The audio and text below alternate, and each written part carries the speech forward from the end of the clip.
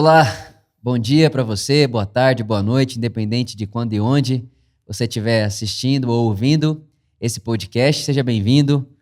Multicast, o nome já diz tudo, a gente quer ter todo tipo de conversa nessa mesa, com vários tipos de pessoas, né? Enfim, sobre vários temas e vários assuntos. E hoje, um multicast muito especial, porque está aqui com a gente essa convidada de honra, de gala. Eu deveria até ter me arrumado melhor para vir aqui hoje.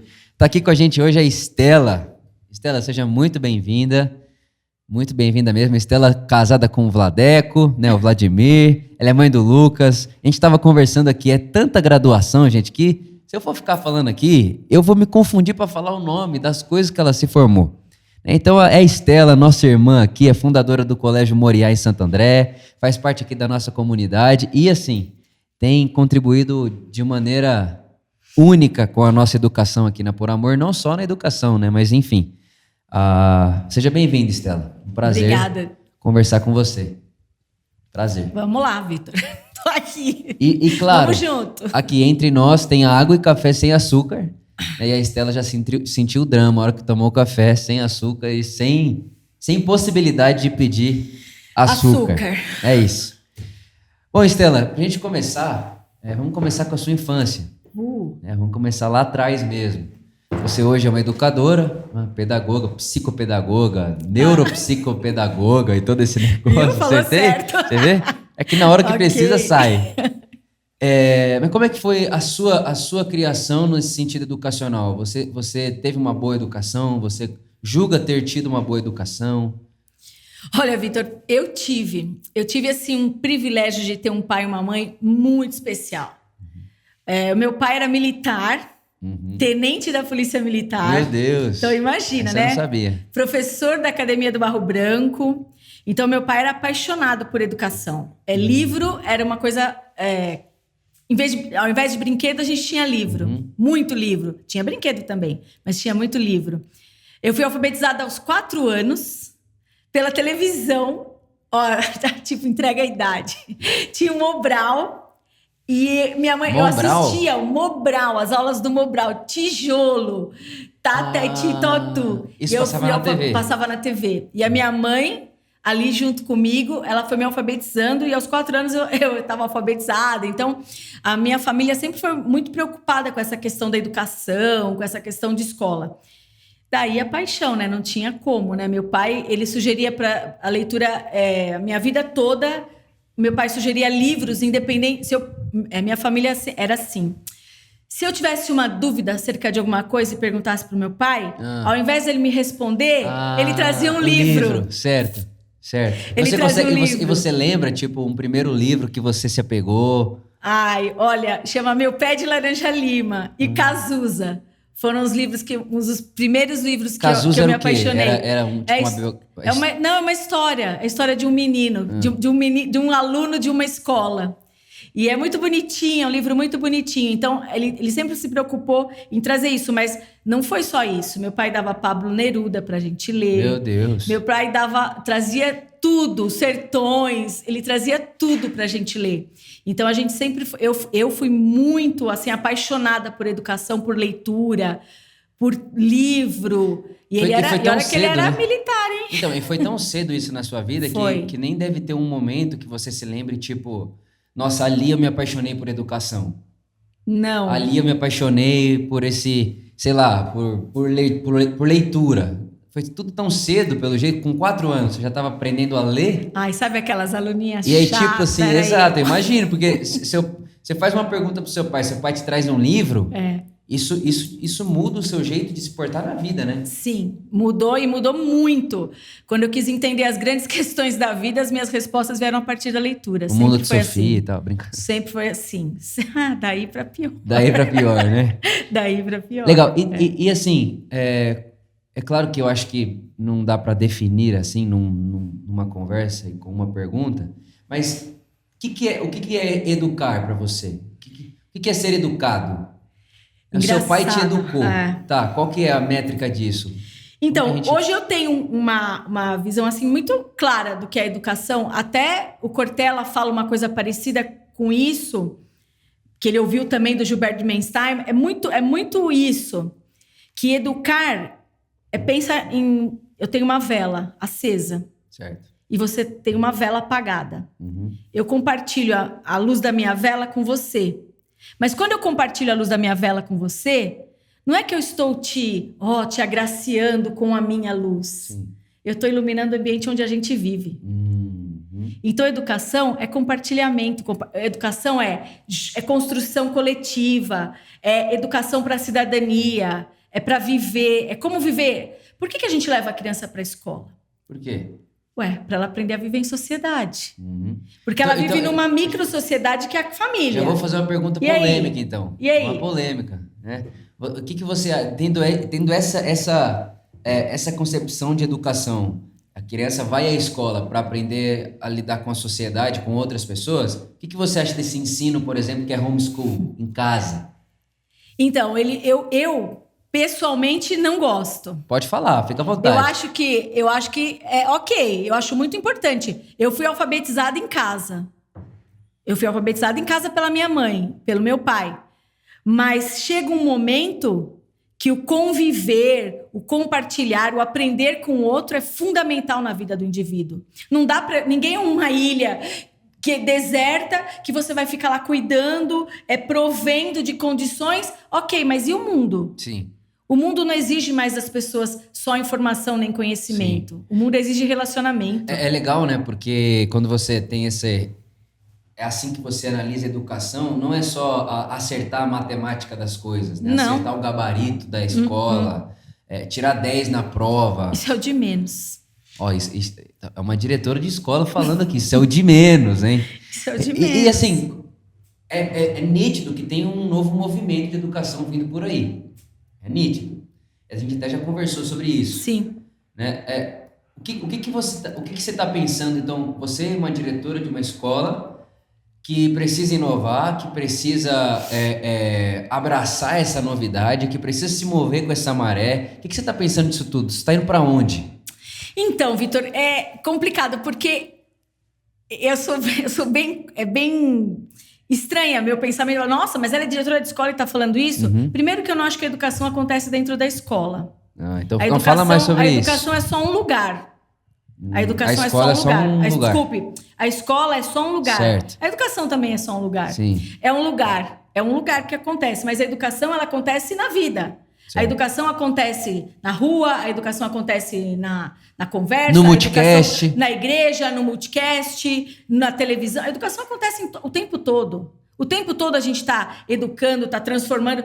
Quando eu me relaciono, eu me educo. Quando eu converso com você, eu me educo. Você tá me educando, você tá me ensinando a tomar café sem açúcar. Oh, Deus. Então tá. Então, assim, acontece o tempo todo. Então, eu acho que a escola, a instituição escola, ela é muito limitada. Mas, ao mesmo tempo, ela é uma grande possibilidade. A escola, ela pode contribuir na formação de pessoas diferentes para a sociedade, de gente que pensa, de gente que tem opinião. A escola pode fazer isso? A escola precisa fazer isso. A escola precisa. Se a escola repete, se a escola simplesmente repete a sociedade, se a escola simplesmente doutrina, se a escola simplesmente informa, a escola está toda errada. Por isso que a gente está pensando uma nova educação, uma nova escola. Porque não dá mais para ser uma escola que não deixa as pessoas pensarem, não deixa as pessoas olhar o outro. Por que a escola, até a crítica do posicionamento da sala de aula, onde um olha para a nuca do outro, ao invés de olhar um para o outro. Porque como é que eu posso falar aqui de coisa compartilhada se eu estou olhando a nuca do outro, onde só o professor fala e todo mundo ouve? Sim. Educação é transbordar. E para transbordar para o outro, você tem que estar pronto para se esvaziar. Porque quando eu me proponho a me transbordar por você, eu preciso tirar um pouco do que eu tenho aqui e compartilhar com você. Se o professor não estiver disposto, se o pastor não estiver disposto, se o rabino, seja lá quem for, não estiver disposto a se transbordar pelo outro, não vai acontecer nada. É interessante que essa foi uma crise minha até, né? Com essa posição das cadeiras mesmo. Parece simples, mas fala muito, né? Todo mundo enfileirado Então você senta, você tem o seu lugarzinho, que é do lado de um amiguinho, que está atrás de um outro amiguinho e na frente de um outro amiguinho. Então, na sua frente tem um amiguinho, do lado tem um amiguinho, do outro tem um, atrás tem outro. E aí você olha para frente, uma pessoa fala, e aquela fala, a fala que vem daquela pessoa que está de pé, num palco, numa sala de aula, não é uma possibilidade, é o que é. Então, eu vejo que esse é um espelho que existe dentro da igreja, né? Então, quando o pastor fala, a maioria das pessoas não ouvem o que eu estou falando, por exemplo, como uma possibilidade. E no fim é uma possibilidade. Lógico que é. São apostas que a gente faz. Ninguém pode falar, é isso, ponto final. Isso é uma tremenda arrogância. E a escola também tem isso. Então, como que a gente pode fazer, até mesmo... E é uma resposta que eu acho que abraça qualquer mundo educacional e qualquer lugar que tenha plateia. Ou se é que a gente vai chamar isso de plateia, né?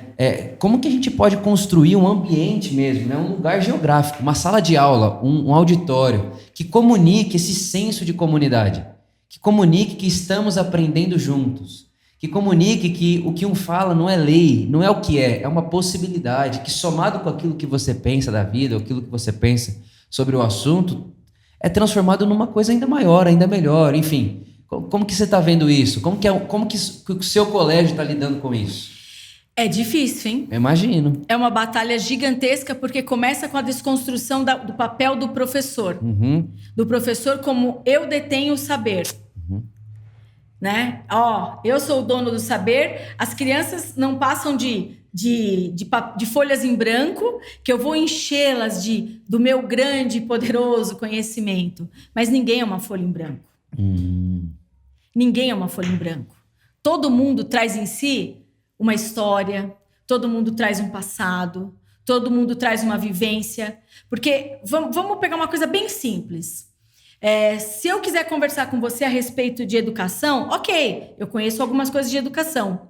Mas se eu quiser saber a respeito de triatlo e for perguntar para você, eu não sei nada de triatlo, você vai ter que me explicar tudo. Uhum. Vamos mais distante ainda. Eu quero fazer bolinho de chuva. Uhum. Se eu for perguntar para a pessoa que cozinha, ela vai saber melhor do que eu, porque cozinhar não é a minha especialidade. Uhum. Então, ela tem muito para me ensinar. Agora, será que eu estou disposta a aprender com ela? Afinal de contas, eu tenho um currículo. Quem sou eu? Quem é ela para me ensinar? Então, a escola hoje, a educação, ela precisa ser reinterpretada, que todo mundo tem alguma contribuição a dar.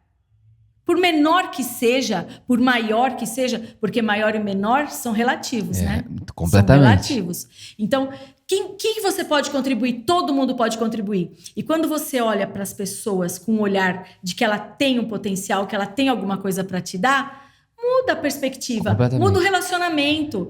E para você colocar isso na cabeça, para as pessoas começarem... Não é colocar na cabeça, é que é o jeito da gente dizer. Mas você conseguir com que as pessoas comecem a pensar de outro jeito, olhar as outras de outro jeito.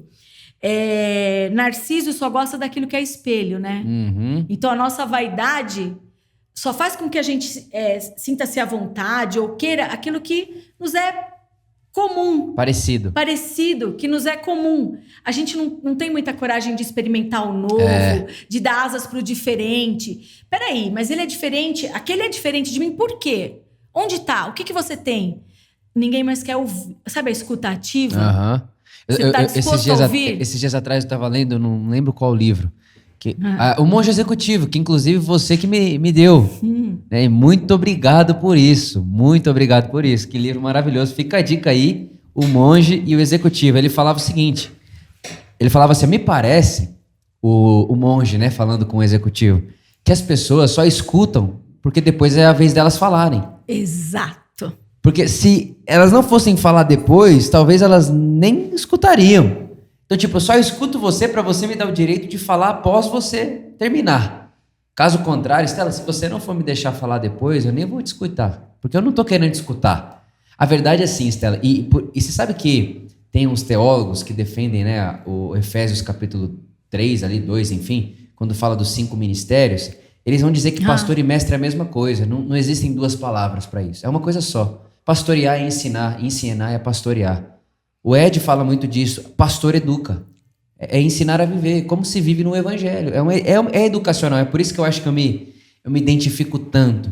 né? Quando você começa a falar, eu fico querendo te ouvir sem parar. Quando minha irmã, a Gi, começa a falar, eu quero ouvir ela sem parar. Porque é educacional, né? É desse jeito que acontece. Mas dentro mesmo da teologia e da fé, e também dentro da educação, as pessoas não querem mais aprender aquilo que elas têm certeza absoluta que sabem. E elas querem... Porque, Vitor, desconstruir requer exposição. Você precisa ter coragem para se expor. Ninguém gosta de expor as suas fraquezas, as suas limitações. Mostrar que mudou de ideia. Mostrar que mudou de ideia. Imagina, isso é uma fraqueza, né? Nossa, olha como ela é. Muda de ideia, não tem opinião própria. Não tem personalidade. Pois é. Não, mas para mudar você tem que ter muita personalidade. Exato. Senão você não muda. Flexibilidade. Hoje o pessoal fala resiliência. Começam a dar um monte de nome bonito para uma coisa que é simples. É ser humano. Ser humano. É ser humano. Ser humano que erra, que acerta, que olha. Por isso que essa ideia do professor como detentor do saber tem que ser desconstruída. Perfeito. Porque o professor não erra. O professor pensa que ele não erra. Ele acha que o que ele está falando é o correto. Existe uma linha de professor novo aí, que fala assim, aluno, vem do grego, não sei o que lá, e ele pega a tradução literal. A, que é não, né? Tudo que começa com A é não. E lume, que é luz. Aluno, sem luz.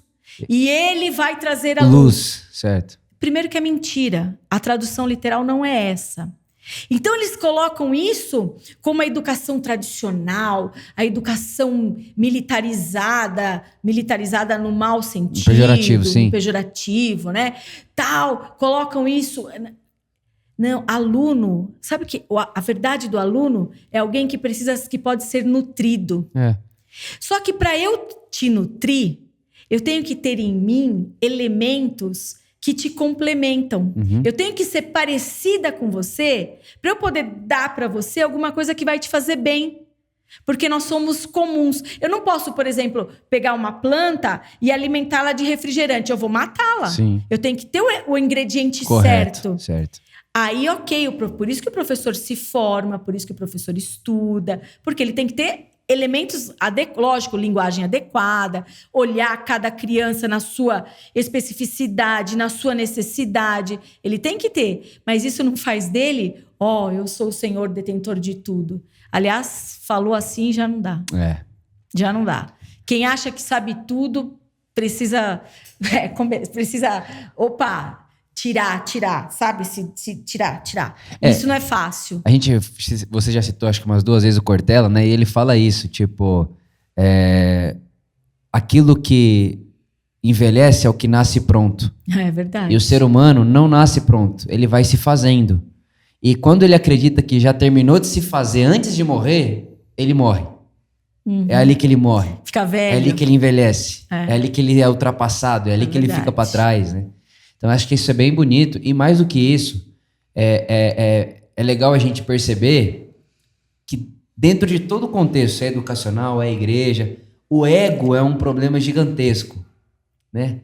Esse ego, esse negócio de eu quero me garantir em mim mesmo.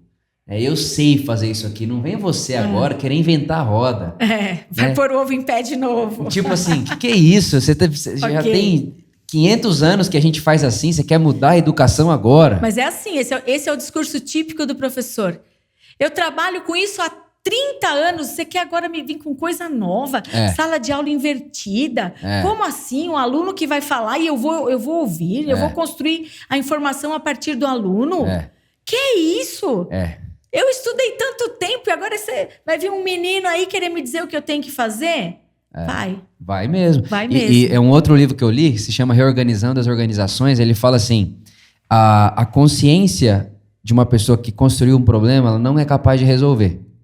Tem que vir uma outra consciência. Essa outra consciência vem da evolução dessa. Então, o que você ensina para ele, lá na frente vai se tornar uma parada que vai corrigir os erros que você cometeu e vai continuar assim. Essa é a evolução da consciência humana, né?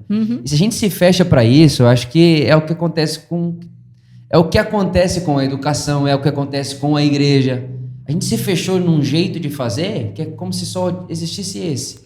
E todo outro é errado. Tá? Você falou na ministração de domingo, você falou assim...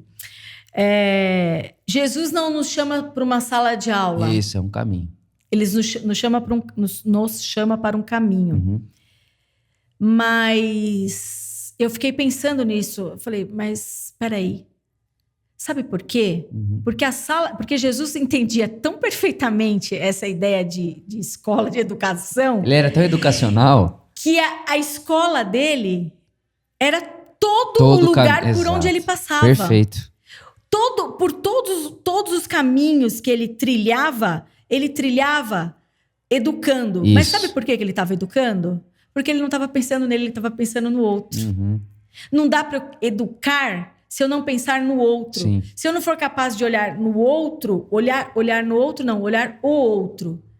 Quem quer falar de educação, quem quer falar de educação e quer falar de si, tem que fazer outra coisa. Porque não, eu vou falar isso 100 vezes, vou repetir 1000 vezes. Não existe educação sem relacionamento. Não existe educação sem troca. Não existe educação sem você me dar a pecinha que falta para eu concluir o meu quebra-cabeça. E vice-versa. Porque se eu fizer o meu quebra-cabeça sozinha, não é um quebra-cabeça. É um encontro meu. Sabe aquela coisa de eu comigo mesmo? Eu me basto, eu sei, eu tenho as peças, eu sei como montar o quebra-cabeça, eu tenho a resolução. É o eu, né? Esse eu é muito prejudicial. É muito né? eu. É muito o dia eu. que sai o eu e entra o nós, né? Como a gente pode montar esse quebra-cabeça? Mas dá trabalho. Dá muito trabalho. Isso dá trabalho. Educar desse jeito dá trabalho. E não pensa que os professores gostam, que os pastores gostam. Não, ninguém não gosta. Pra quê? Você já tem tudo pronto. Mas aí esse já tem tudo pronto, parece que tá todo mundo satisfeito com o tipo de mundo que a gente tem. E aí, assim, não, vamos continuar desse jeito, mas continuar desse jeito vai produzir mais do mesmo. É assim que a gente quer estar daqui 100 anos? Daqui 200 anos? É assim que a gente quer estar? Eu acho que não, né? Espero que não, Espero né? que não. E já que você tocou, né, no assunto de Jesus. E Jesus é encantador. Encantador. É muito encantador. Inclusive, extraordinário. Extraordinário. E, pessoas que não têm a fé que nós temos, né? E pessoas que não chamam Jesus de Deus, até mesmo dentro da área da educação, da filosofia e tal, reconhecem uma personalidade em Jesus extraordinária. E uma das coisas que eu já ouvi muito se falar sobre Jesus é nessa questão da maneira como ele ensinava, como ele era educacional, né? E você aqui, uma educadora, pedagoga, enfim, com tudo isso que tem dentro de você de conhecimento técnico, quando você lê Jesus hoje, aonde que fica esse... Como que a Estela lida com esse Jesus educacional? Onde você enxerga isso? Deixa a gente ver com você um Jesus educador. A todo momento. Sei lá, eu vou pegar 2. Tá. Quando ele faz o primeiro milagre. Tá. Logo lá no primeiro milagre, ele já dá um show, né? Ele ensina para todo mundo assim: não guarda o melhor para você, não. Compartilha o melhor. Sabe aquela festa? Vou usar a festa para ficar bem parecido. A festa que você guarda os melhores... deixa todo mundo embora que a gente vai comer isso aqui depois, só com os nossos amigos. Uhum. Aí ele contradiz todo mundo. Peraí, o que tem de mais básico? Água, ok, põe água aqui. E da água ele tira o melhor. O melhor. Ele é perfeito, ele consegue tirar o melhor de qualquer pessoa. Ele consegue tirar o melhor de qualquer pessoa. Mas ele está ensinando o quê? Ele está ensinando para você que para a festa ficar boa, você tem que compartilhar o melhor. Você tem que compartilhar o seu melhor. E sabe que essa coisa do melhor, para mim é uma coisa assim bem, bem forte. Quando a gente fala com alguém, quando a gente pede alguma coisa para alguém, às vezes as pessoas falam assim: eu vou ver o que dá. Vou ver, eu faço. Tá, tudo bem. Experimenta dizer assim: eu vou fazer o melhor. Ainda que você ache que... faz o seu melhor. Faz o seu melhor em tudo que você fizer. Isso. Porque se você fizer o seu melhor, aquilo ali vai com o seu cheiro, vai com a sua digital, vai com o seu carinho, vai com o seu carisma. Seu jeito, né? Não é? E é tão bom. E era assim que Jesus fazia. Tudo que ele fazia tinha o cheiro dele, tinha o jeito dele, tinha aquela mão. Quando a mulher estava sendo para ser apedrejada, estava todo mundo de pé. Menos ele. Menos ele. Ele estava bem agachado. Escrevendo na areia. Na posição menos... Ele estava sendo menos visto, escrevendo na areia, que, pensa bem, um adulto escrevendo na areia, no meio de um circo pegando fogo, todo mundo querendo apedrejar. Ele estava agachado, que é uma posição infantil. No meio de uma briga, você vai ficar agachado, escrevendo no chão. E as pessoas queriam ouvir dele, mas não queriam ouvir dele porque achavam... Não, as pessoas estavam só provocando. E ele manteve uma postura ali. E quando ele se levanta para falar, ele não tem pedra, ele não tem areia, ele não tem nada. Ele só tem uma pergunta. Ele só faz uma pergunta. Ele só espera que as pessoas pensem. Se todo professor pensasse em fazer as crianças pensarem, ele não disse para ninguém assim, vocês não devem tacar pedra, o que vocês pensam que vocês são? Ele não falou nada disso. Ele não se colocou como sabe tudo. Não, ele não falou nada, ele só fez uma pergunta. Que alguém poderia ter respondido, né? Eu não tenho, poderia. Mas não dá, né? Diante dele não dá. Não, e outra. E é bonito porque o texto vai dizer... E eles, convencidos por sua consciência. Isso para mim é encantador. Não foi Jesus que mandou ninguém embora. Não. Jesus não proibiu ninguém de tacar pedra. Jesus não falou assim, solta essa pedra. Ele falou. E na fala dele, na pergunta dele, como você, né, trouxe a gente até aqui, aquela pergunta acendeu uma luz na consciência das pessoas, que elas perceberam que o que elas estavam para fazer era burrice. E a resposta é essa, Vitor. É menos afirmação e mais pergunta. Perfeito, isso é lindo. Quando você pergunta, você ainda que você saiba exatamente a resposta, mas quando você pergunta e permite ao outro que ele responda, é bonito. Você permite que ele se autoanalise, você permite que ele busque dentro dele uma resposta. Ainda que a resposta não seja a ideal, a melhor, mas você permite que ele pense. Mas você acha que também é uma questão de insegurança? Porque é uma insegurança, por exemplo, do professor ou do pastor, né?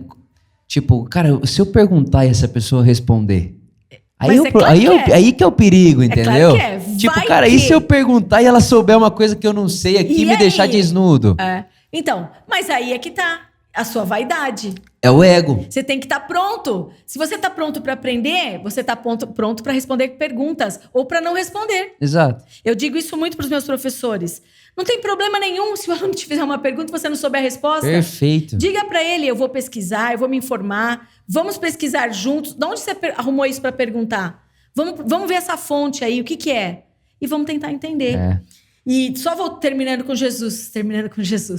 Quando ele fala com a mulher, aí que ele dá uma aula, né?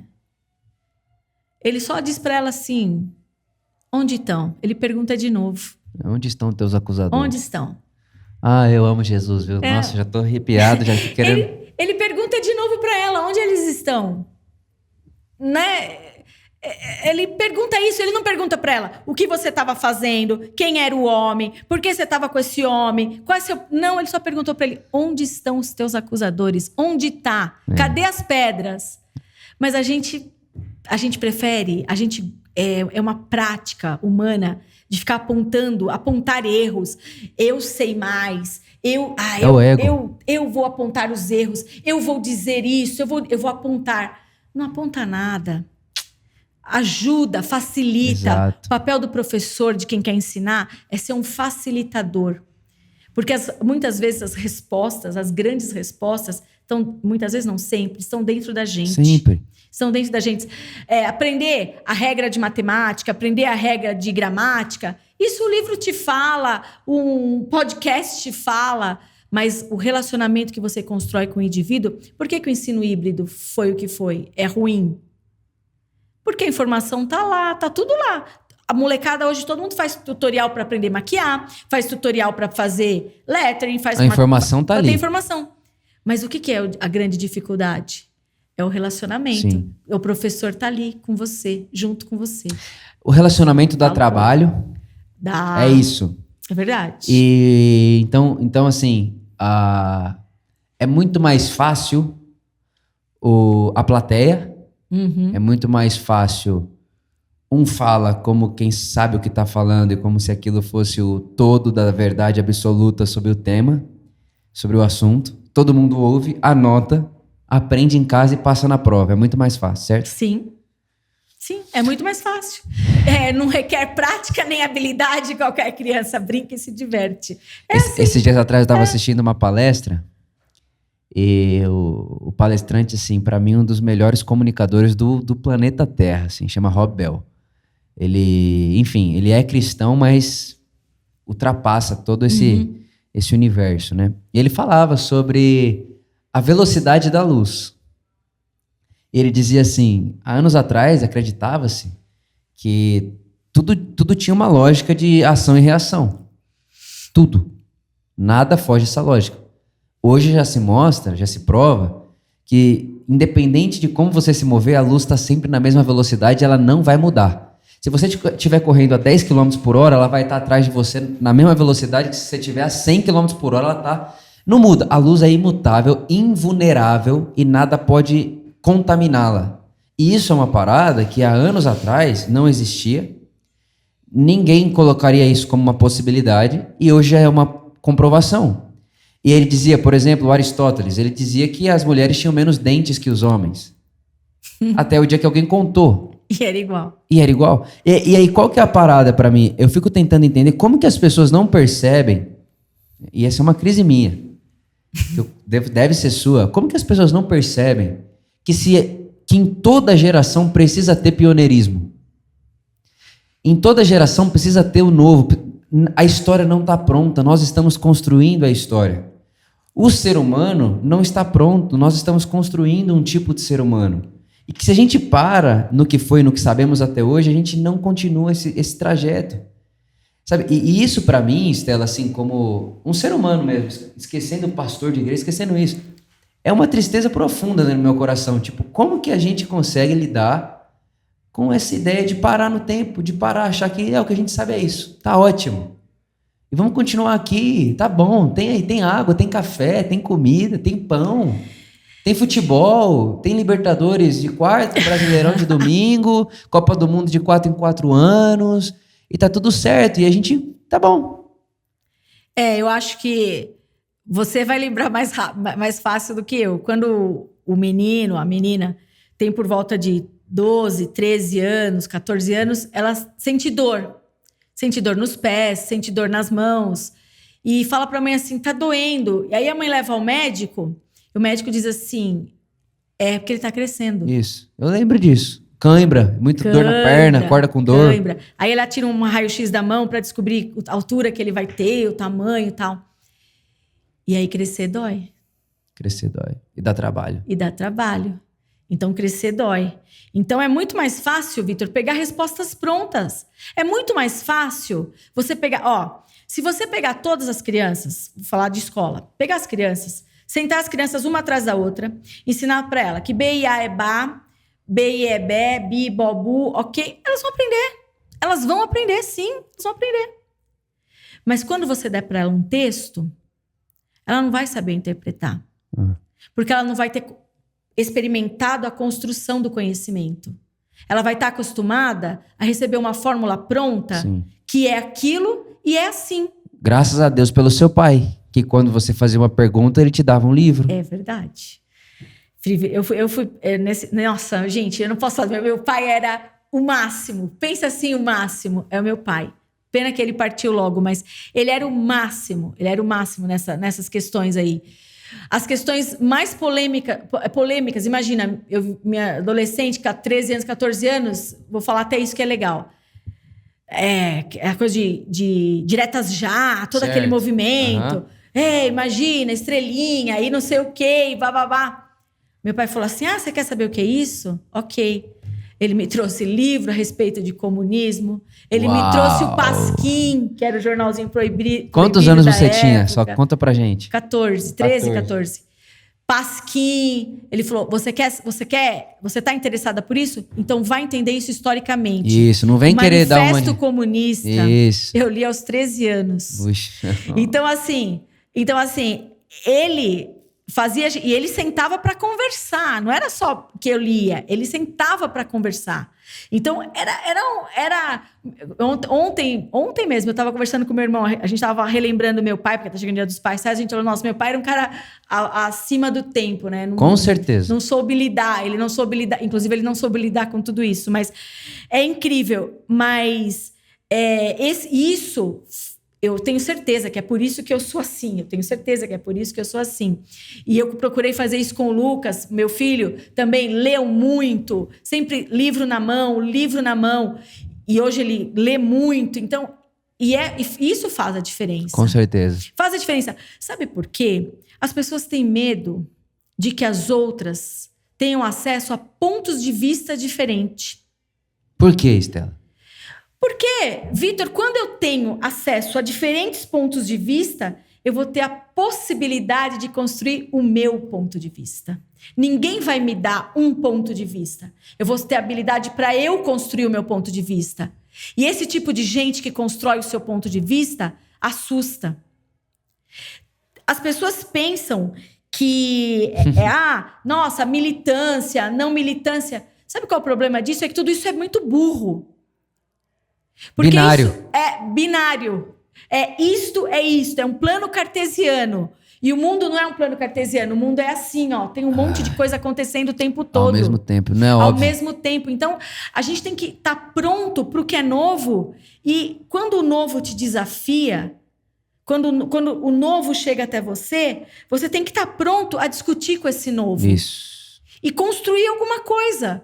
Quando o seu filho chega em casa com questões polêmicas, com questões da vida, você pode fazer duas coisas. Pegar essas questões e colocar dentro de uma gaveta e fechar. Dizer para ele, para com isso, você tá maluco. Ou fingir que não está vendo. Ou decidir sair pro diálogo. E sabe, você falou isso agora, eu me lembrei de uma conversa que eu tive com uma mãe, aqui da Por Amor, inclusive. Ela chegou em mim e falou assim, eu tô querendo ir lá na escola do meu filho... Ele tá chegando em casa com uns papos muito esquisitos. Ele tá falando que a professora tá falando isso e tal. E eu não gosto, eu não quero que ele chegue em casa assim. E aí eu ouvi ela, nunca vou negar a dor de alguém. Ela tava doendo pra ela aquilo, não tava legal. Não neguei a dor dela, abracei e tal. Falei, olha, mas eu acho que dá pra abrir uma nova possibilidade.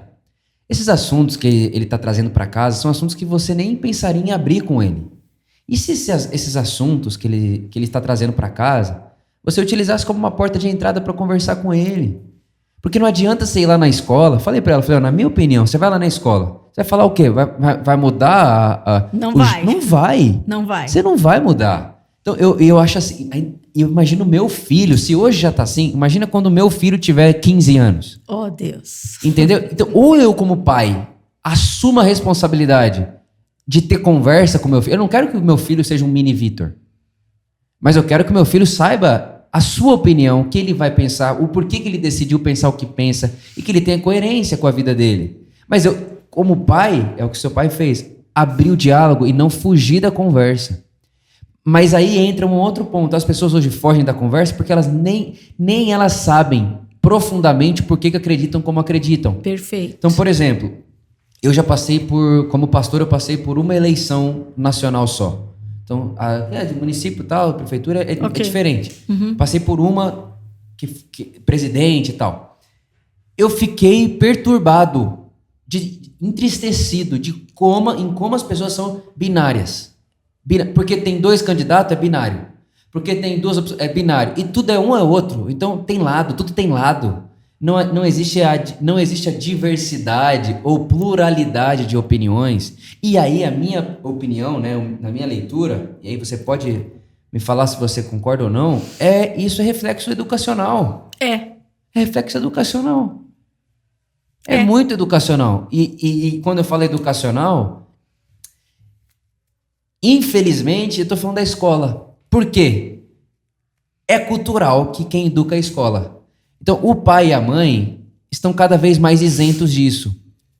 Ainda mais no mundo contemporâneo como o nosso, onde a mãe também está fora de casa e cada vez mais fora de casa, né? Então, vai ficando sempre para terceiros a educação das crianças. E você, como pedagoga, não tem como não concordar que a criança que está sendo educada hoje é o nosso Brasil de amanhã. É o nosso eleitor de amanhã. É o nosso candidato de amanhã. É o nosso jornalista de amanhã. É o nosso empresário de amanhã. É o nosso diretor de amanhã. E esses caras vão continuar fazendo cultura. Então, isso daí, para mim, assim, é uma dor que eu tenho. É uma dor que eu tenho, é uma coisa que eu fico, inclusive até te falei, eu nunca pensei em ser pastor de igreja, mas queria ter escola. Nunca estudei pedagogia, não, falei, eu quero ter uma escola que vai ensinar o que importa. O que importa? Ai, Vitor, se eu pudesse ensinar só o que importa, ia ser tão diferente. Eu imagino. Mas infelizmente, e olha, o mundo, as questões são organizadas assim mesmo, bem maquiavélico, né? De Maquiavel. É o bem e o mal. É o que é certo e o que é errado. Esse é bom e esse é o bom e o mal. E como isso, meu Deus do céu, Estela. Maravilhoso, e o mal é o mal. Então as pessoas não conseguem ter aquele... Ou é anjinho, ou é diabinho. É o bem e o mal. Então, seja na política... Na igreja. Na igreja. Então as pessoas querem criar um ambiente assim de... Quando o mal chega, as pessoas têm medo do mal, do diferente. É porque o mal é sempre diferente, né? Então as pessoas têm medo desse mal. As pessoas não estão prontas ainda para essa conversa de peraí, vem cá, mal, vamos conversar. O que é esse mal? Então quando o filho traz uma questão, ela não está pronta para isso. Você sabe que eu fiz uma mudança radical na minha escola. Conta. Nós vamos saber sexta-feira o que vai acontecer. E eu estou trazendo para o Estufinha também. Vamos ver o que vai dar. A lição de casa, a tarefa de casa, de sexta-feira, nunca mais vai ser tarefa. Vai ser assim. Um passeio com a família. A leitura de um livro. Nós vamos mandar uma letra. Nós vamos mandar uma letra de música para casa. Uma letra de música para casa. E as crianças vão ter que cantar essa música com os pais. 10 minutos de conversa sem interrupção. Tomar o café da manhã junto. Nós fizemos um monte de proposições. Nossa, eu tô todo arrepiado. E isso vai aparecer antes do Dia dos Pais do Estufinha? Que dia? Domingo agora, não, né? Não, ok, pode falar. Perfeito. Sabe como vai ser o Dia dos Pais? Vamos fazer um desenhinho, vamos fazer isso aqui. Eu falei, não, vamos fazer outra coisa. Vamos comprar um envelope e vamos fazer um vale. Cada criança vai dar para o pai um presente que ela pode dar. Então, vale um abraço bem apertado, vale uma roda de conversa. Nossa, que coisa maravilhosa. Vale um filme, vale uma pipoca. Porque ou as pessoas decidem a conversar, as famílias não terminam porque o filho faz isso ou porque o filho faz aquilo. A família termina no dia que para de ter mesa dentro de casa. É perfeito. A família termina no dia que a gente para de conversar. Para de olhar nos olhos. As pessoas nem olham mais nos olhos uma da outra. Porque quando você olha para o outro, a verdade que você está dizendo, ela é muito verdade ou ela é muito mentira. Então, eu propus isso para as meninas, elas já...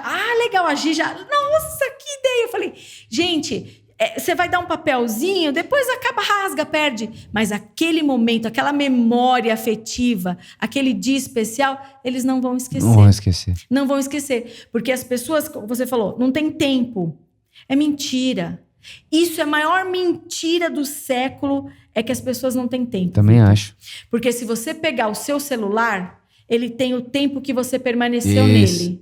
Então, olha por semana o tempo que você tem permanecido no seu celular. E você tem 5 minutos, 10 minutos, eu tenho certeza que você vai ter 10 minutos, 5 minutos para conversar com seu filho. Você vai ter Com certeza. com a sua esposa, o casamento. Quando namora, você tem tempo. Depois que você casa, vocês não têm mais tempo de conversar. Por quê? Porque as prioridades mudaram. Porque você tem que ter, tem que conquistar, tem que vencer. Vencer quem? Conquistar o quê? Pra quê? Porque você conquista um monte de coisa e destrói a sua alma, destrói seu relacionamento. Já diria, né? O nosso mestre, loucura, né? Nosso mestre Jesus, né? Do que vale ganhar o mundo inteiro, né? Perder sua alma. Louco. Stella, agora eu quero te fazer uma pergunta, que eu já te falei isso, inclusive. E ontem, né, no nosso momento juntos lá, você deu uma aula, assim, em 2 minutos de fala, que eu não me esqueci. Nem vou me esquecer. Emília, né? Você citou ontem. Emílio, isso. Eu falo que se eu tiver um dia que defender uma tese, eu defenderia que todo ser humano nasce com potencial de bondade. Todo ser humano nasce com potencial de bondade. E é claro que isso vai até contra um pouco a teologia majoritária, né, conhecida, enfim. Mas eu não consigo acreditar que aquela imagem de Deus que nós ganhamos, ela não está lá. Ela está lá. É por isso que a gente arrepia quando ouve gestos de bondade, é por isso que quando você fala uma coisa dessa, eu fico arrepiado, emocionado, porque é como se uma coisa dentro de mim dissesse para mim, é isso daí. Isso é o que importa. Aí eu arrepio, aí você chora. Aí você assiste aquele filme, pô, ou você lê, por exemplo, os sobreviventes de Auschwitz. Eu tenho essa experiência, eu faço ela muitas vezes. Eu gosto de ler esse povo que viveu em Auschwitz. Por quê? Você lê os caras falando sobre o sentido da vida, sobre como passar pelo sofrimento, parece que a sua alma fala, meu Deus, eu conheço isso. Alguma coisa dentro de você fala, eu conheço isso sem nunca ter passado por isso. É a imagem de Deus lá dentro. E aí muita gente fala pra mim, e eu já ouvi isso várias vezes, eu acho que você também. Ah não, Vitor, mas é que você é diferente. Não queira que as pessoas pensem assim. Não queira que as pessoas façam assim. Não queira que as pessoas acreditem assim, é que você é diferente. Isso me incomoda muito, porque eu não acho que seja assim. Pelo menos na minha cabeça. Eu falo, mas como assim eu sou diferente? Não sou diferente. Eu tenho só uma biblioteca que ela não teve acesso. Bem isso. Eu não sou diferente. Eu gosto muito do que C.S. Lewis falava assim, eu li 10 mil livros e me tornei... É uma expressão, né? Eu li 10 mil livros, me tornei todos os autores sem deixar de ser eu mesmo. Pois é. Olha que coisa maravilhosa. Vitor, olha, eu falo assim, vai lá na maternidade, eu já falei isso várias vezes e também é polêmico. Vai, pode ir. Vai lá na maternidade, sem bebês. Diz pra mim qual é feio, Não. qual é estuprador, qual é o drogado, qual é o assassino, qual é o santo. Diz. Não. São só bebês. Todos eles são lindos, todos eles têm cheirinho bom, todos eles choram, todos eles precisam ser amamentados, serem cuidados.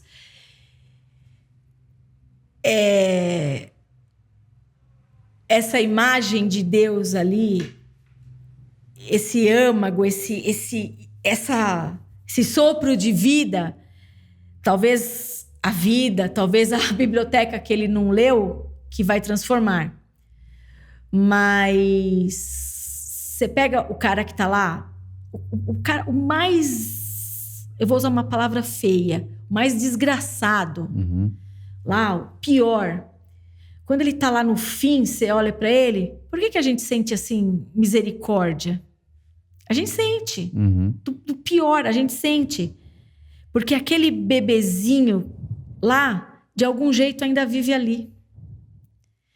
Então, quando as pessoas às vezes me falam a respeito de violência, pena de morte, não sei o quê, não sei o quê. Então faz assim, vai lá na maternidade, escolhe um daqueles e mata.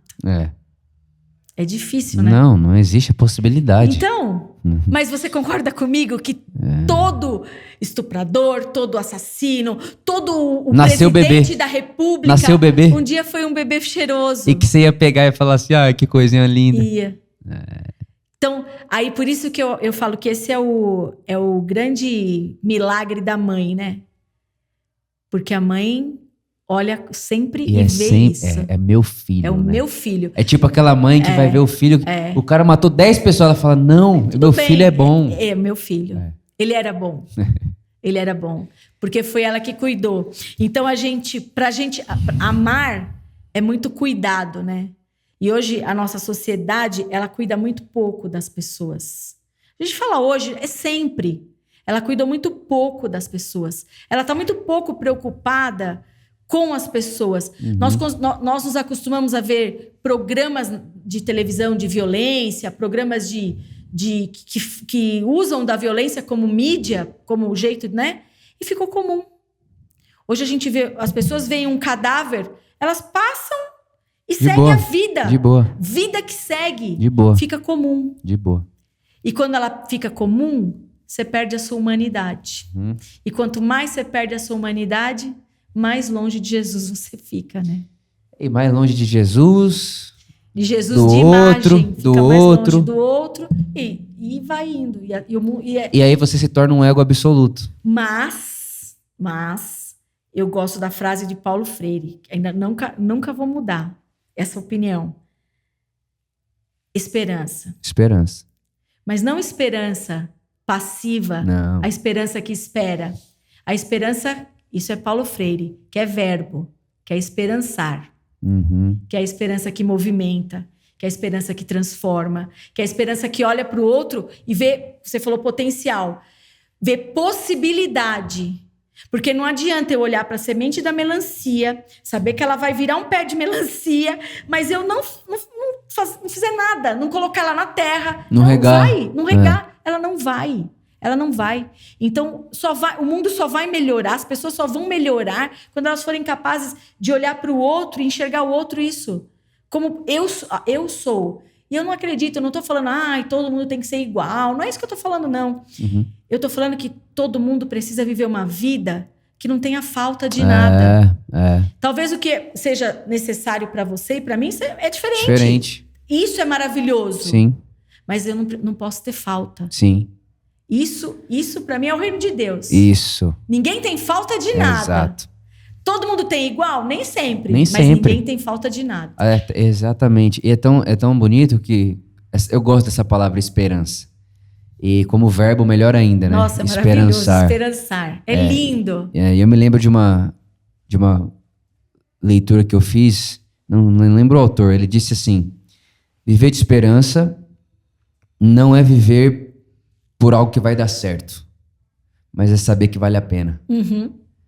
Tipo, a gente tá aqui falando, e você tem sonhos a respeito da educação, eu tenho sonhos a respeito da educação, você tem sonhos a respeito do Brasil, eu tenho sonhos a respeito do Brasil, e eu não sei qual deles serão palpáveis, visíveis e tocáveis antes de a gente morrer. Mas eu sei que vale a pena a gente continuar crendo assim e olhando para cada uma dessas pessoas, aqui até no Estufinha, né, no caso aqui da Por Amor, enfim, e acreditando que ali tem potencial, possibilidade de ser. Ser o quê? Ser. Não é o quê? É ser humano. Porque criança não é projeto de adulto. É isso. Criança não é adulto em miniatura.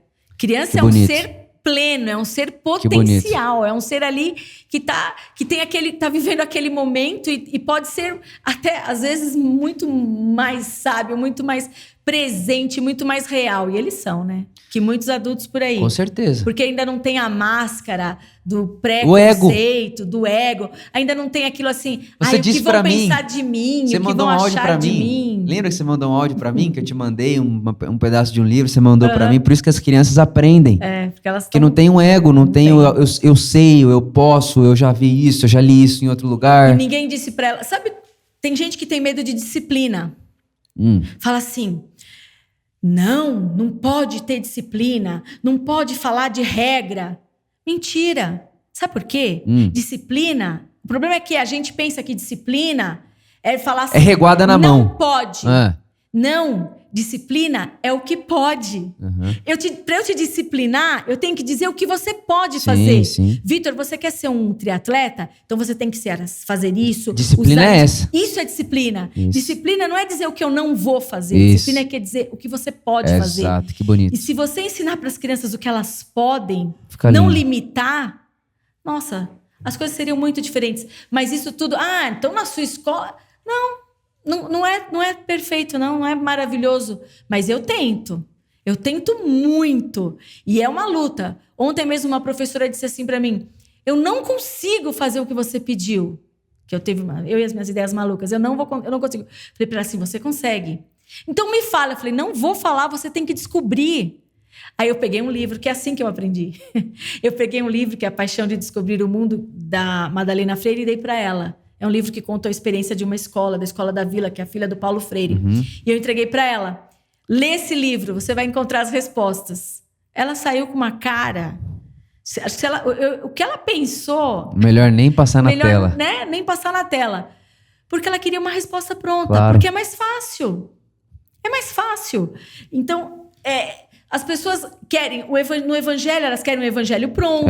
Um evangelho de respostas. Porque... Mas isso, olha, vou te falar, é educação, hein? Começa desde pequeno. Quando a mãe não tem paciência, ao invés dela permitir, por exemplo, que o filho vai lá, faça o prato, escolha o que ele vai comer. Uhum. Né? Ela vai, põe ela tudo. Bota, leva, come. É assim. Aí você já ensina, desde pequeno, que não precisa escolher. Que não precisa ter individualidade. Aí o cara chega com 18 anos, não sabe escolher a faculdade que vai fazer, se vai fazer faculdade ou não vai, se vai...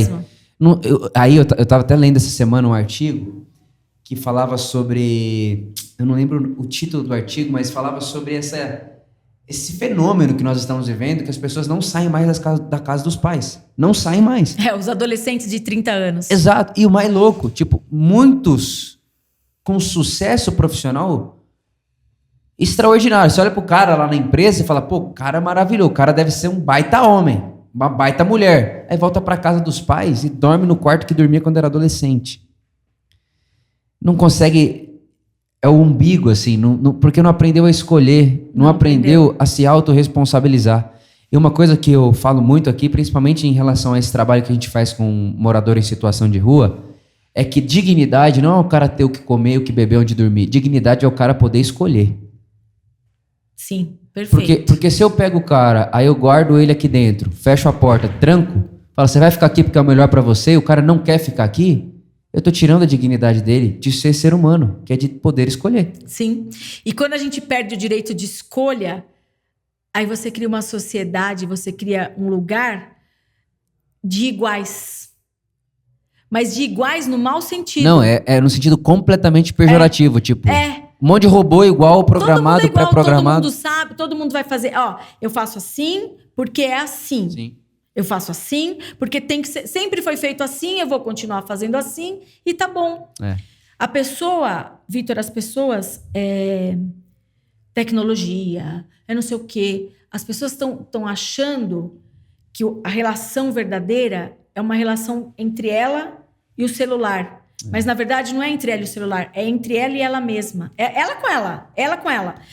Ela se alimenta daquilo e a dignidade dela, a possibilidade, a criatividade, tá tudo ficando cada vez mais restrita. Nossa, mas vocês estão vendo uma visão pessimista do mundo. Não é pessimista, pelo contrário. O meu objetivo é mudar isso. É fazer com que as pessoas parem de olhar assim e comecem a olhar assim, ó. Sim. Parem de olhar aqui e olhem para o lado. Percebe? Vitor, sempre eu vou repetir 1000 vezes isso. Se você não percebe o outro, você não se percebeu ainda. Se você não é capaz de entender o outro, crianças que têm alguma uma síndrome, as grandes questões dessas crianças é o relacionamento. Né? Eu não estou achando a palavra, mas vai dar para entender. É a dificuldade em se relacionar. Certo. Então, elas constroem o mundinho delas e elas vivem no mundo delas, elas brincam com elas mesmas, elas vivem ali, é aquilo ali. E hoje, a gente está ficando um pouco assim. Todo mundo vive no seu mundo. Eu falei para os meus alunos do ensino médio. Gente, vocês conversam perguntando sobre mesa, conversam com os pais? Não. Professora, a minha mãe está no quarto e eu estou no meu quarto. A gente conversa por WhatsApp. Dentro de casa, a gente se conversa hoje por WhatsApp. Dentro da nossa casa. Então, o que está acontecendo? Por que as pessoas procuram religiões? Eu também estou falando do jeito ruim, da religiosidade. Sim. Porque é mais fácil você encontrar um Deus que é com você como você aprendeu. Eu troco com ele. Eu faço isso por você, você faz isso por mim. Eu quero... Então... o professor, eu estudo para a prova, eu respondo corretamente, eu entrego a prova, o professor me dá a nota e me devolve. Deus é um grande professor, né? A gente só espelha para ele. Ele te dá a nota, Vitor tirou 10, fulano tirou 9, 8, e eu preciso melhorar, porque eu tirei 5. Então, acaba ficando um grande mercado. É um grande mercado, onde o que você tem? Por que eu gosto de você? Por que eu... você pede... Fala aí por que você gosta de uma pessoa. Porque ela tem um bom caráter, porque ela fez... Não, você está falando de você. Você está falando do que ela fez para você. Você não está falando da pessoa. A gente não consegue falar do outro sem colocar a gente no lugar. Eu vou elogiar você me elogiando. Nossa, o Vitor foi gentil comigo. Nossa, o Vitor... Não, eu tô falando de mim. Até quando a gente faz a crítica, né? Muitas vezes. Aí, Aliás, né? A régua do que a gente julga, que a gente critica o outro é a nossa régua, né? É quem eu sou. Eu projeto lá no outro aquilo que... Os meus monstros que eu quero projetar sempre no outro, né? É uma loucura, né, Vitor? É um perigo, então os dois conversam. É um perigo. É um perigo. É um perigo ou uma possibilidade, depende do ponto de vista. Acho que é por isso que me colocaram aqui. Estela, eu toda vez que eu converso com você, até já esqueci disso aqui, né? Como a gente já sabia que aconteceria. Mas toda vez que eu converso com você, por 5 minutos ou horas, como a gente, enfim, já conversamos... Eu saio com muita vontade, assim. Expectativa, senso de esperança. Sabe? Tipo, não, tem muito mais Estelas, no bom sentido da palavra, né? Não de igualdade, mas de pessoas que estão indo para aí, que estão querendo isso, pelo mundo afora. Tem muito mais gente por aí, tem muito mais, né? Eu até tenho um livro que eu gosto muito, que se chama Utopia para os Realistas. Você já me muito falou legal. Dele. Porque ele vai mostrando como que, de maneira imperceptível, nós estamos melhorando. Sabe? Tipo, há 100 anos atrás, pessoas morriam por motivos que hoje não se morre mais. Ou se morre muito baixo perto do que se morria. Né? Então, por exemplo, a questão da morte por falta de vacina no mundo diminuiu absurdamente. Vacina simples que a gente toma quando tá bebê. Sim. Né? Então diminuiu drasticamente. A própria questão da pobreza. Né? A gente sabe que ainda tem muita gente, a gente sabe, mas quando você sai um pouco do agora e vai ler o que está acontecendo com a história, como a história vem vindo, você dá putz, nossa... Não parecia. Parecia que a gente tá indo de mal a pior. Parece que a gente tá acabando com tudo. E é aí, a lente que você escolhe colocar. Exatamente. E aí, pra mim, que a grande questão é essa. Eu tava esses dias atrás na academia do meu prédio, e entrou lá no assunto de política e tal. E esse assunto é muito delicado em qualquer lugar. E aí eu fiquei quieto, em silêncio. Até uma hora que eu falei, o único problema é quando a gente quer falar que o Brasil é o nosso condomínio. Entendeu? O Brasil é o meu condomínio. É assim que a gente vota. É o meu condomínio, é a escola que o meu filho estuda. Mas a escola que o seu filho estuda, nem 1% das crianças estudam. E aí a gente vai fazendo isso com o mundo e tipo, o meu mundo é bom. O do lado que é ruim é o deles que tem que mudar. E aí, Toda essa mídia e o que chega... E ó, agora eu posso ver qualquer catástrofe do mundo. É só destravar meu celular. Ok, sim. Catástrofe, coisa ruim. Morte, pobreza, fome, pandemia, 550 mil mortes, 1.000 mortes por dia. Não tem vacina, tem vacina. A vacina. Aí tem gente que não toma vacina. Aí, tipo, um fala usa máscara, outro fala não usa máscara, não adianta usar. Aí você fala, gente de Deus. E é uma guerra de egos. Só que o que acontece? A gente fica tão focado nisso e empresta tanto nossos ouvidos para isso que a fé vem pelo ouvir. E ouvir qualquer coisa. Exatamente. Você vai se tornando aquilo que você ouve, aquilo que você gasta a sua atenção. Sim. Eu vou me tornando aquilo que eu leio. Eu vou me tornando aquilo que eu gasto tempo vendo. E aí a gente se torna um monte de desesperançosos, pessimistas, que uma coisa é não ser realista. A gente é realista. Sim. A gente sabe que precisa. Senão a gente não estaria tendo essa conversa. Sim. Se a gente for pensar no seu condomínio, no meu condomínio, vamos continuar assim. Que seja assim, como se todo mundo tivesse essa possibilidade. Mas não é isso, não é verdade. Então é realista, mas sem pessimismo. Tipo, não vai mudar, não vai dar certo. Aí ninguém se engaja na causa. Ninguém se engaja. É tipo assim, e esse é um assunto que, na academia do meu condomínio, que você olha e você fala, não deve ter ninguém aqui que não estudou, que não pensa. Não, a galera fala, não, mas isso aí não muda, Vitor. Isso aí não muda, Vitor. Você pega uma criança que vai para a escola, pequenininha lá, de 5 anos. A mãe prepara o lanche dela, a lancheira. Certo. E diz para ela assim, seu lanchinho tá aqui, tá, filha? Não divide com ninguém. Pronto. Porque o lanche é seu, a mamãe fez para você. Já tá aí já. Aí a criança vai para a escola e a amiguinha dela pede o lanche. Ela dá. Aí ela conta pra mãe. Mamãe, eu troquei a minha uva Itália, que maravilhosa, por um salgadinho que Ana Maria da levou. outra. Pelo salgadinho que meu amigo levou. No outro dia, a mãe vai na escola e diz assim, professora, como que você permitiu que a minha filha... Já passou por isso, Estela? Repartisse o lanche, Que tipo de ser humano você está criando? Que tipo de mundo você está criando? O meu mundo tá maravilhoso. Na minha escola, lá na nossa escola, a gente tem criança, tem o bolsista, tem o filho do médico, tem gente de todo jeito. Tem gente que leva na mochila, na lancheira, o lanche top, que é feito pela nutricionista, como tem o que leva o pãozinho com mortadela, que era o que estava tendo. E eles trocam. E eu já disse, ai de quem proibir. Ai de quem proibir. Porque, assim, as crianças têm que fazer isso. Inclusive, a gente faz frutas, as coisas, a gente faz lanche coletivo, porque tem que dividir e compartilhar. E as mães questionam. Então, quando eu ensino pro meu filho a ser egoísta. Eu ensino para ele que o brinquedo dele... É dele, que ele não vai compartilhar. Não, olha, aquele menino ali destrói. Não deixa ele pegar o seu brinquedo. Ele vai quebrar. Você está ensinando pro seu filho. E o brinquedo vai durar quanto tempo?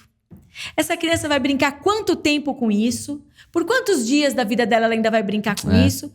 Gente, isso vai na adolescência. Isso vai. A gente não ensina esse espírito de compartilhamento. E aí, chega lá na adolescência, quando ele chega lá na adolescência, e ele não sabe se ele se corta, ele não cria uma autoimagem positiva, ele não sabe se relacionar, não tem sentido ele não na sabe vida. falar, não tem sentido na vida, não sabe o que é da vida.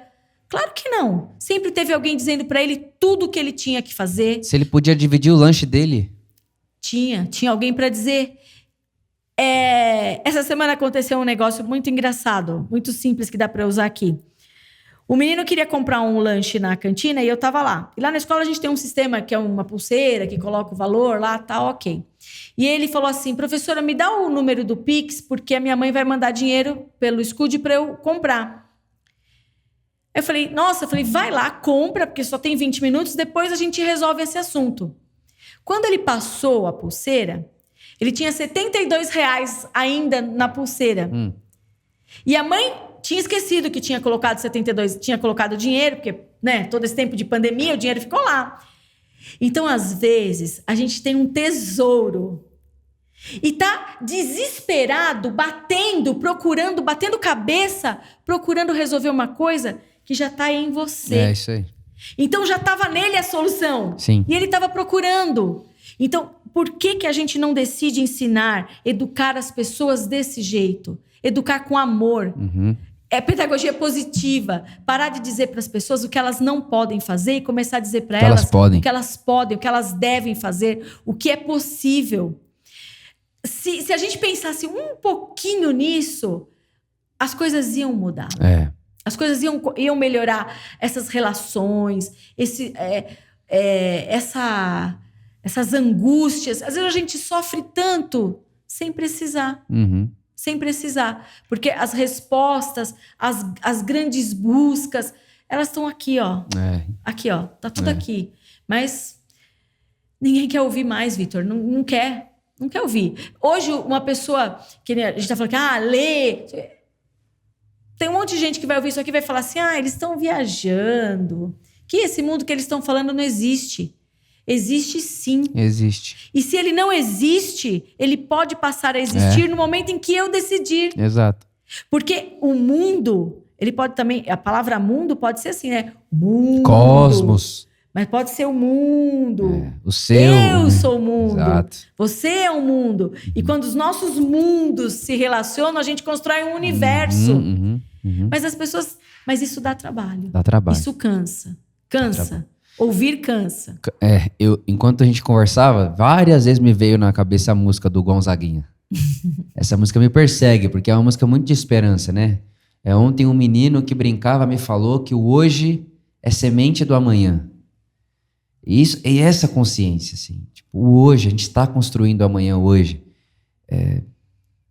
Não é viver pensando no futuro, é viver no hoje, mas viver de verdade. Né? Porque se eu quero viver o futuro, eu não consigo. É ilusão. O passado já era. O futuro... Ilusório. Mas o que eu posso mudar é o agora, é o presente. Agora eu posso mudar. Agora eu posso fazer alguma coisa. Agora eu posso amar você. Isso. Agora eu posso falar alguma coisa pra você. Agora. Isso. Amanhã não sei, mas agora eu sei que eu posso. Mas... E aí é legal porque no meio da música ele fala assim, vamos lá fazer o que será. E ele fala, não se desespera, nasça sempre com as manhãs. Tipo, renasça de manhã. Deixa a luz do sol brilhar no céu do seu olhar. Aí ele vai falar fé na vida, fé no homem, fé no que virá. Vamos lá fazer o que será. Nós podemos muito. Nós podemos mais. Vamos lá fazer. Eu acredito nisso. Eu também acredito. Eu acredito. Muito. E a gente que segue Jesus, né? E óbvio que não é só um privilégio nosso, mas a gente tem essa esperança dentro de nós de uma coisa que chama ressurreição. Jesus, ele inaugura essa possibilidade de tudo que parece que morre, ressuscita. E uma das coisas que a gente crê é que tudo vai passar por esse processo de ressurreição, só que não necessariamente eu preciso esperar morrer para acontecer. Esse poder de ressurreição, que é de tocar coisas e transformar aquilo, já está possível agora. Então, como que a gente pode antecipar o máximo possível do que a gente considera ser perfeito, do que a gente considera e chama de utópico, utopia, agora?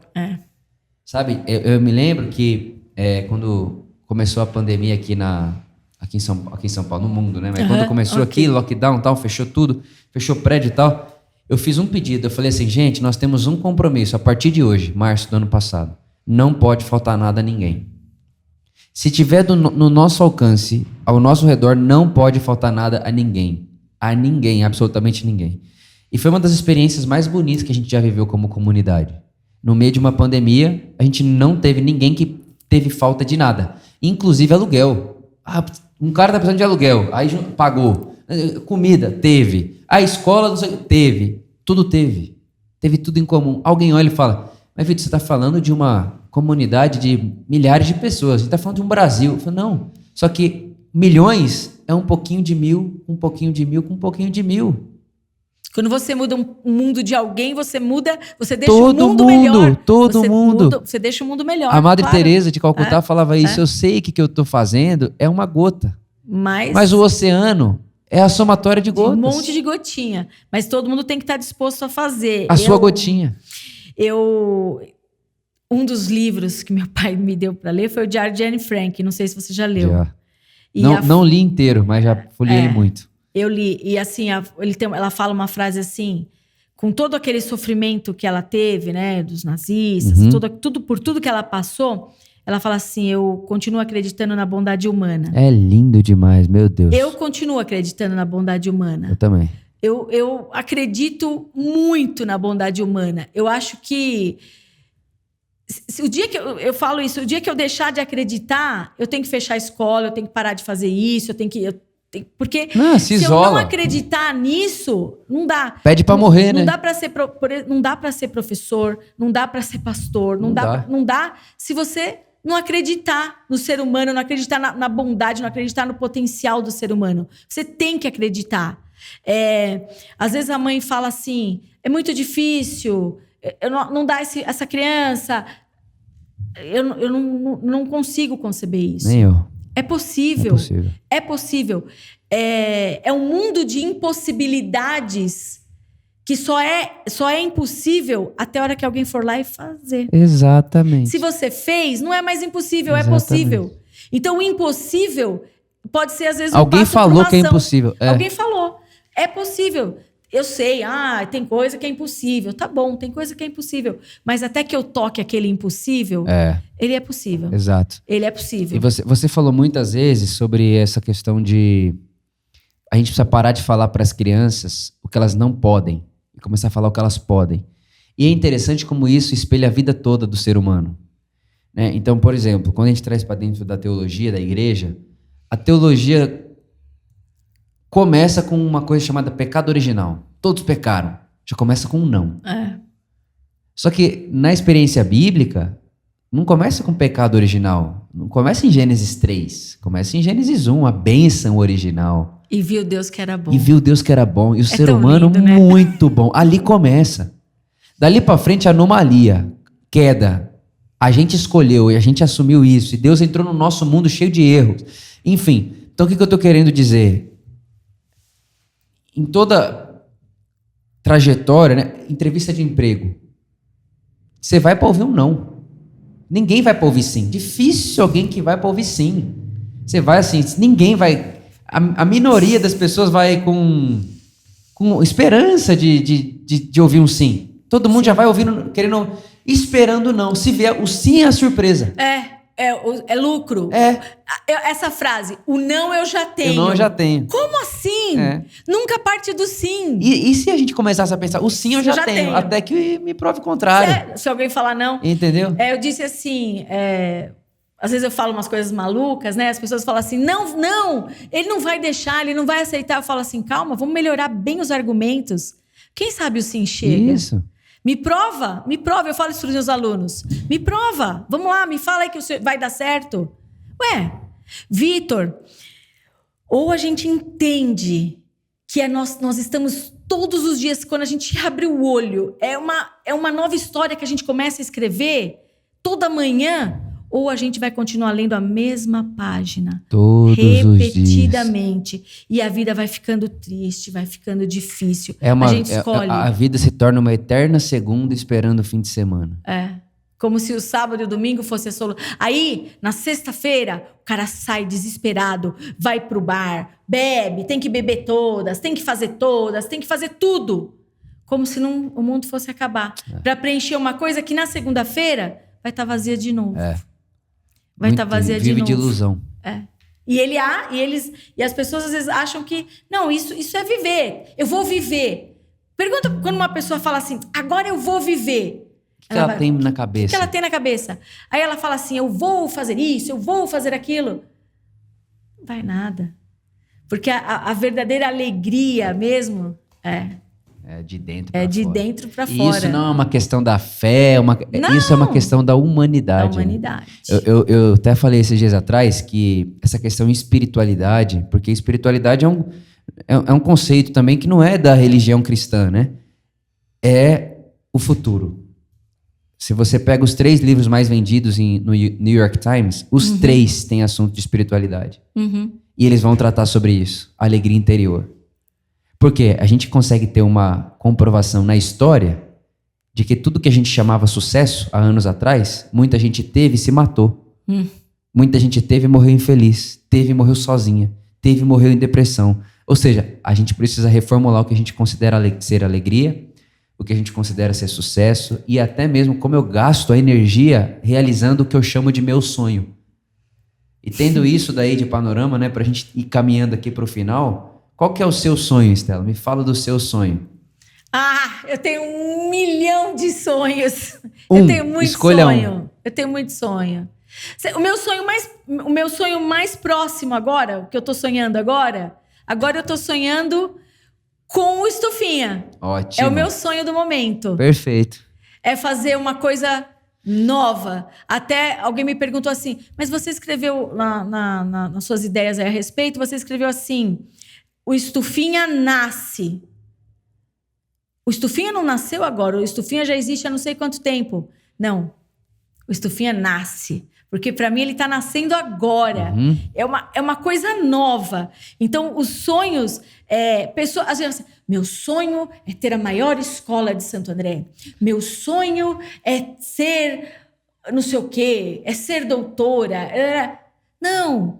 Meus pequenos sonhos constroem o meu grande sonho. Isso aí. Quer ser feliz. Isso. Quer ser feliz. É olhar para a minha vida e dizer assim... você tá fazendo um bom trabalho. Completei a carreira. É isso. Esse é o meu sonho. Muito legal. Simples. Você falou isso, eu lembrei do Paulo Brabo. Ele fala assim, eu vou gastar minha vida mudando micromundos todos os dias. Esse é meu sonho. Top. Nunca li esse. Esse cara de disrupção na certa. Inclusive, cuidado.